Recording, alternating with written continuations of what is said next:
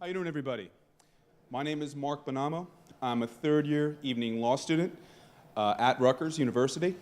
It is my distinct pleasure today to be here on this conference and to talk to Pani Kishlevska, who the way you'd say it in Jersey is she did the right thing, back during World War II. We're going to talk about her experiences, what she went through, and what she thinks her hopes are for the future between relations between Jews and Poles in Poland now and going forward. Thank you. Also, for Polish speakers, hello, moje babcie jest Polką. Dziękuję bardzo. Okay. So, good morning.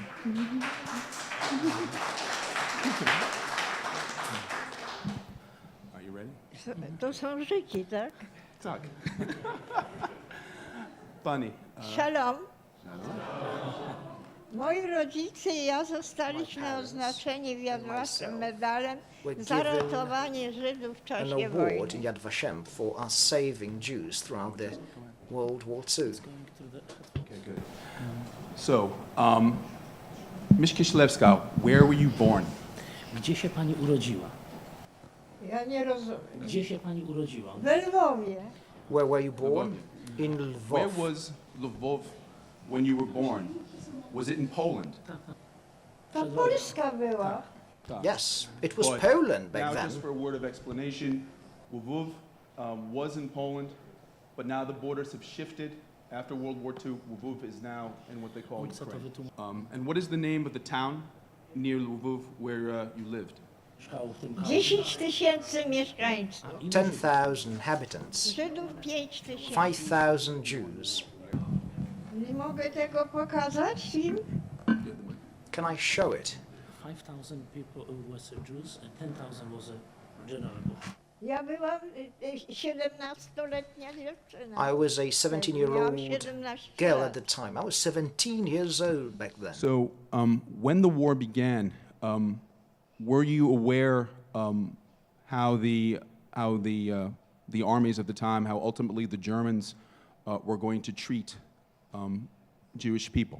Tak, byłam świadoma. Were the Jews living in Kalisz, were they afraid increasingly of what was going to happen to them? Pewnie, że tak. Sure, they were afraid, very much so. Pani Kishlevska, why did you decide in some way to try to help Jews? Ja, moi rodzice. It wasn't me, it was my parents. It was my parents who were helping. I only participated in it. I lent a hand. Even though you were not a Jew yourself, why did you decide to try to help Jews in your town? It needed to be done because we saw what the Germans were doing. They were killing innocent people. When people turned to my parents for help, well, then my father would help them. Dobrze, to ja będę. Niemcy wkroczyli. So the Germans came in 1941. Once they got in, they started murdering the Jews.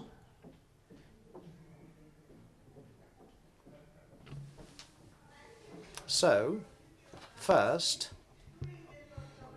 they murdered all the intelligentsia, the lawyers, the professors, the doctors. That's what they did first. And then, what remained were orphans who were homeless, who would walk the streets hungry, and they were asking for food.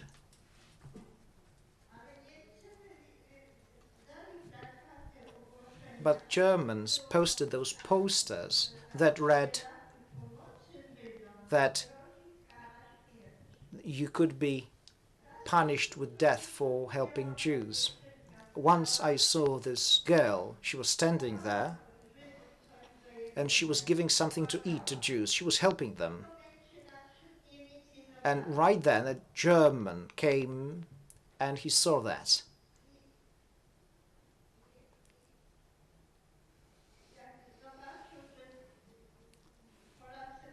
So this German saw that there were Poles giving food to Jews. So As a result, he started shooting both the Poles and the Jews. That's what they would do, and that's what happened quite often. So when Poles met Jews, when they were helping Jews, the result was that the Germans would shoot both at Poles and Jews. I remember there was this girl who knocked on our door and she asked for food because she was hungry. My mother obviously gave her something to eat, something hot to drink, and she told her, "Come back here again. Tomorrow you'll get something hot to eat." And she came on the next day, but she wasn't by herself. She brought 4 other children. My mum, she had a lot of soup, so that I would pour the soup onto the plates and they would eat that soup. And those children would come to us for a hot meal every single day. But then one day they stopped doing that. So it turned out that the Germans made a ghetto in the center. So first, they corralled everybody into one part of the city. They fenced off that part and they made Jews wear those armbands with Stars of David. And Jews got terrified. They started thinking about how to escape this ghetto, how to save themselves. And indeed, first it was the young people who fled, young boys mostly. They would come to us, to our home, and they asked us to help to get to partisans who operated in the forest. So my father was in touch with the underground, and the underground people would take those boys to take them to the partisans. And there was this married couple who fled the ghetto, Sarah and Shurim, her husband, and also they had a son, a 7-year-old son, and they came to us. My father decided to give them shelter in a safe place. So my father stayed in touch with this farmer, and my father knew that this farmer was giving shelter to Jews. So this farmer, he had a shed, and there in the shed there was this deep bunker, and in this bunker this farmer was providing shelter to 17 Jews.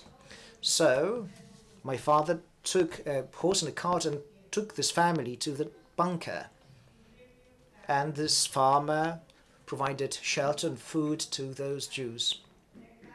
What did we do? We gave them food and some clothes and blankets and vitamins, and this family stayed there safely till the end of the war. There was this boy, David, little David, who fled, who escaped from the ghetto. He was 10 years old, and he came to us. My father wanted to take this boy to the bunker, but it wasn't all that easy. My father was afraid that while taking David to bunker, every German would see that this boy would be a Jew, because obviously, because of the hairstyle, and my mum bandaged, dressed his head, and thus this boy was taken to the bunker where he stayed till the end of the war. And there were also other cases. There was this 17-year-old girl who used sewage to escape from the ghetto. And she stayed here with us, rather, for some time. And then my father took her to the bunker where she stayed till the end of the war.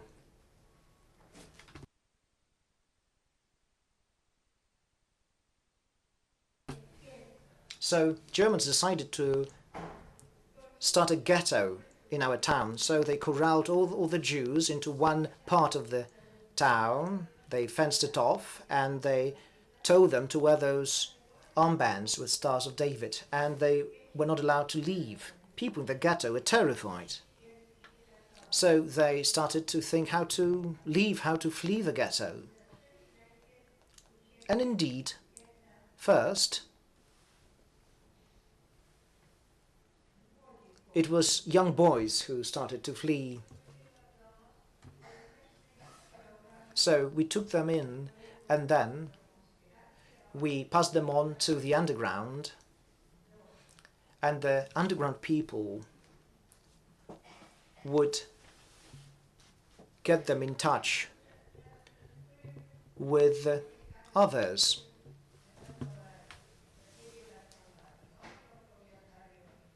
So they would say everything.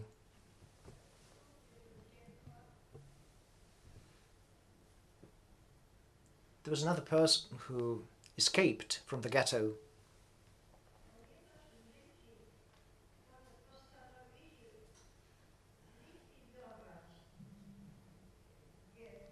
A decision was taken to liquidate the ghetto, so all the children were killed off in the ghetto. So there was this Miriam with Maya, her little daughter. She was 2.5 years old. And we were in touch with her. We were helping her because we gave her some medicines and food and clothes. A Jewish policeman was helping us. My father knew him. So this Jewish policeman let us know that Jewish children were about to be killed. And Miriam was there with this little daughter of hers. This daughter was 2.5 years old. So this policeman took my father off that children would be killed, and he asked my father to help save this little girl, this Maya.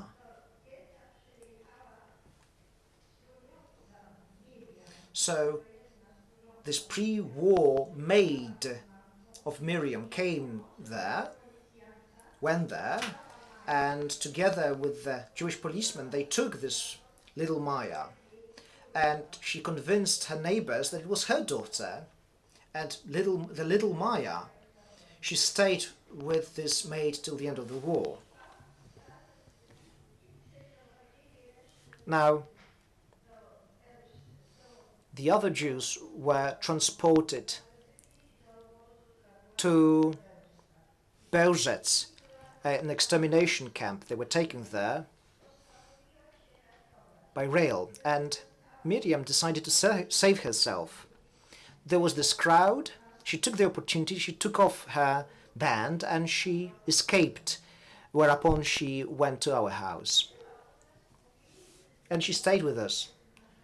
We told our neighbors that she was a member of our family, rather. And then my father helped to get her some IDs, Aryan IDs. And formally she became a Pole, and thus she was able to leave, well, at least theoretically, but not in our town, because it was a very small town. Everybody knew each other, so everybody would immediately tell that she was not Polish. So my father took her to our family in Lwów, because nobody knew her there, and she was safe there.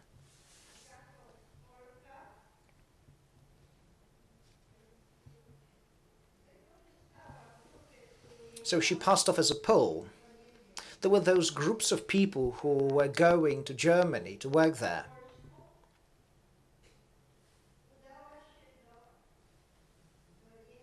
So she went there to Germany, and she worked with a farmer. She stayed there till the end of the war.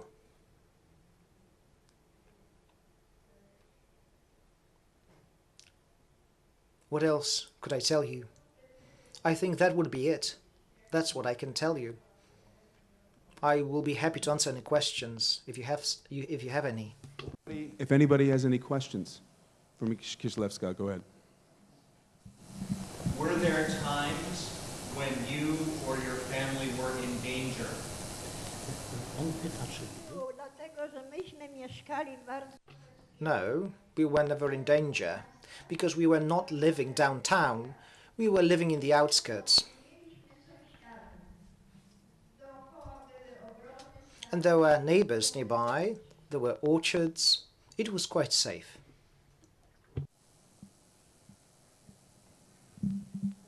Lady in the back. Chodziła do żeńskiej pod małe, pod doła i dwóch słowach почему. Стивен, куда поедем, до флаги, у него было семье 11 Jej tato był. детей. Они практически все погибли, остались трое. Tato jej był w obozie koncentracyjnym i wszyscy zginęli. So only 3 people out of her family members survived. Her eldest sister was buried alive. Only the lady's father and his sister survived. Да, он говорил, что мы убегали из лагеря, научились дети, ему было 6 лет, и они научились убегать из этого лагеря. Także dzieci takie 6-latki. There are also children, and they were told how to escape.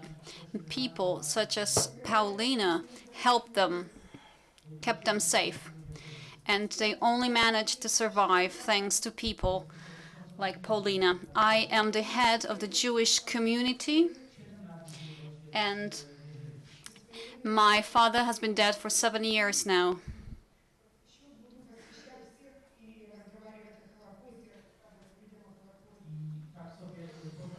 And so I decided that I will spend my life talking to people about the Holocaust, and I am grateful to everyone who supports such initiatives and supports us, because we are working on a book of remembrance, and we are looking for sites of mass shootings, of mass murders, and we create memorials. So far, we have created 8 memorial sites. We also operate a museum of Jewish life.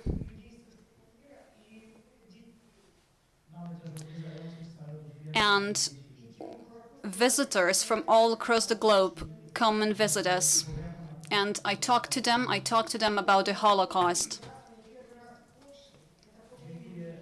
I'd like to thank our friends in Poland. It's the first time that I'm here in Poland. And my heart is overjoyed seeing so many young people here in Poland.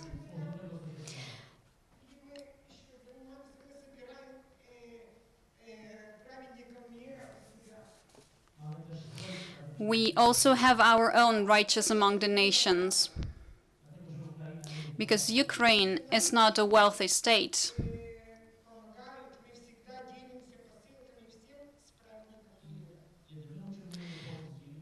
And always when we receive aid, we share that aid with others.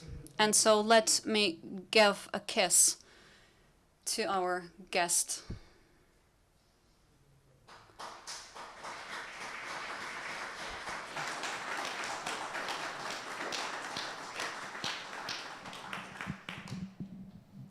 More questions?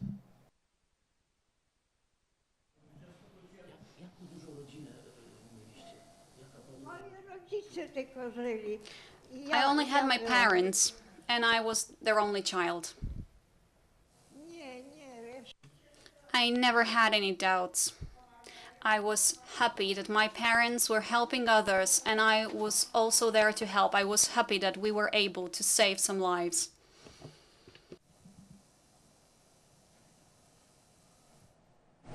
Do you know what happened to the children, to David, to Maya? All of those children were killed by the Germans. I'm referring to those that survived the war. Do you know what they're doing now? I don't know. I am not in touch with them. What about David and Maya? They are not in Poland anymore. They live in the US. In America, they have started families there, and they live there. Imek, the son of Sarah and he got married. He has 2 daughters and a son and 5 grandchildren. And I sometimes meet him. I am in touch with him. He's still alive. questions? Any more questions, please? Okay, thank you very much for your time. Ms. Kishileshka, thank you so much. Thank you.